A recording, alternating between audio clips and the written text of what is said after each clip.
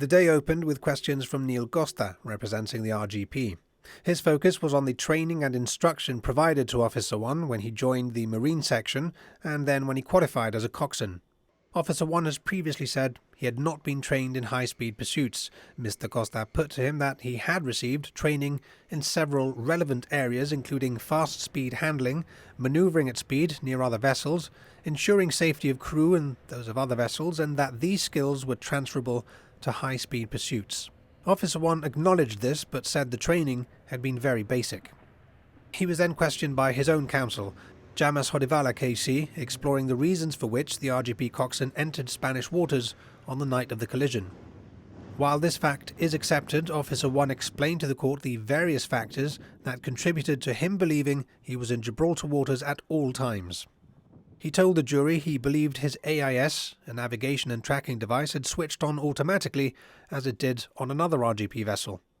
He said that aerial buoys, brightly lit beacons in the sea which had previously marked the perimeter of Gibraltar waters, were no longer there on the night of the collision, and that it was not as easy as previously suggested to tell his relative position from other landmarks like the runway.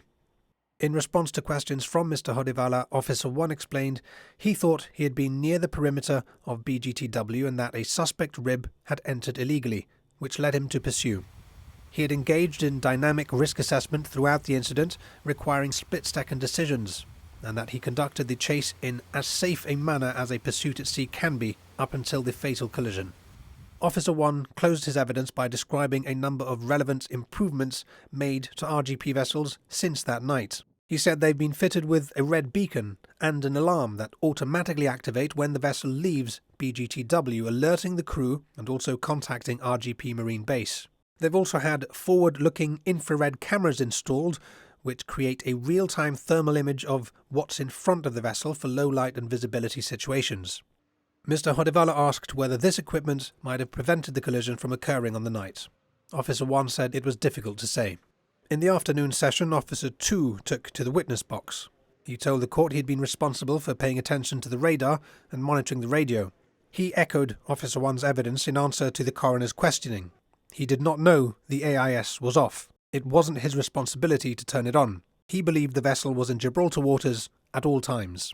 He was asked that if he knew the chart plotter on the boat was turned off, another navigation device, and he knew they were approaching the edge of BGTW, whether he should have taken more consideration of the vessel's position.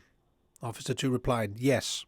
He was asked whether, at any point when heading north, he had glanced to the left and seen the Rock of Gibraltar, the relative position of which could have indicated they were entering Spanish waters. He said no, he was focused on the radar.